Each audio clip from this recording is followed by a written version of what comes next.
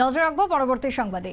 আসন্ন ত্রিস্তরীয় পঞ্চায়েত নির্বাচনে বিজেপির পাশাপাশি কংগ্রেস কর্মীরাও কংগ্রেস প্রার্থীরা আজকে মনোনয়নপত্র জমা করলেন কৈলাসহরে এবং উৎসাহের সাথে তারা মনোনয়ন জমা করলেন। সেই ছবি ধরা পড়েছে আরো একবার নিউজ ভ্যানগার্ডের ক্যামেরায়, যেখানে জেলা কংগ্রেসের সভাপতি ঊনকোটি জেলা কংগ্রেসের সভাপতি মোহাম্মদ বদরুজ্জামানের নেতৃত্বে 18 জুলাই অর্থাৎ আজকের দিনে দাঁড়িয়ে গৌরনগর পঞ্চায়েত সমিতি এবং গৌরনগর ব্লকের অধীনে সমস্ত গ্রাম পঞ্চায়েতের কংগ্রেস দলের প্রার্থীরা মনোনয়নপত্র জমা দিলেন।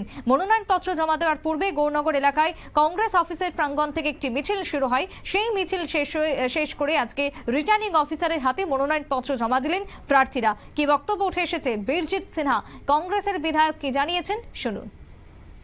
সবকটি পঞ্চায়েতের আসন পঞ্চায়েত সমিতি জেলা পরিষদ এখানে দাখিল করা হয়েছে এবং জেলা পরিষদ পঞ্চায়েত সমিতিতে বামপন্থীর সঙ্গে আমরা ইন্ডিয়া জোট করেছি, পঞ্চায়েতও আমরা করেছি। কিছু পঞ্চায়েত আমরা তাদের সঙ্গে জোট হয়নি, সেই পঞ্চায়েতগুলোতে আমরা কেরালা মডেলে আমরা লড়াই করি এবং আমি বিশ্বাস রাখি আজকে যে পরিমাণ আমাদের কর্মী সমর্থক নেতারা এসছেন, হাজার হাজার কর্মী সমর্থক, সেখানে প্রমাণ হয়েছে যে গ্রামের মানুষ কংগ্রেসকে ভোট দেবে, কংগ্রেস জোটকে ভোট দেবে এবং আমরা পঞ্চায়েত সমিতিও বেশি আসন নিয়ে আমরা জয়যুক্ত হওয়ার এটা আমার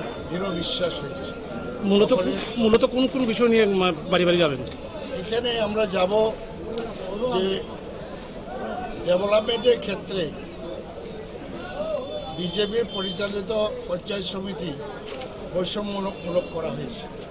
গ্রামের মানুষ এই নিয়ে খুবই ক্ষুব্ধ আছে এবং এখানে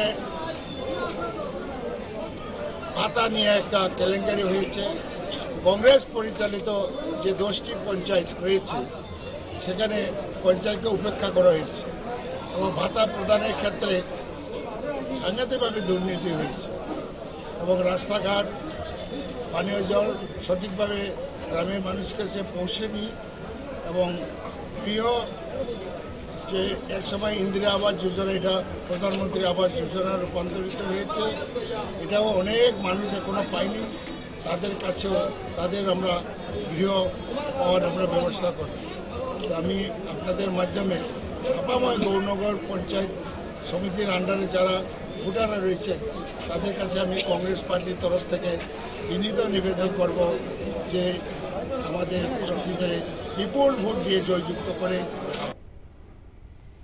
বীরজিৎ সিনহার বক্তব্য আপনারা শুনলেন। আজকের মনোনয়নপত্র জমা করাকে কেন্দ্র করে তারা বিভিন্ন জায়গা থেকে বেশ কিছু অভিযোগও তুলেছেন। ইতিমধ্যে কংগ্রেস কর্মীরা সেই খবরই দেখাচ্ছিলাম কিছুক্ষণ আগে। তবে এই মুহূর্তে দাঁড়িয়ে যে বিশাল সংখ্যক কর্মী সমর্থক নিয়ে কৈলাসহরেও যে তারা জমা করেছেন মনোনয়নপত্র, সে কথায় জানিয়েছেন বিধায়ক বীরজিৎ সিনহা।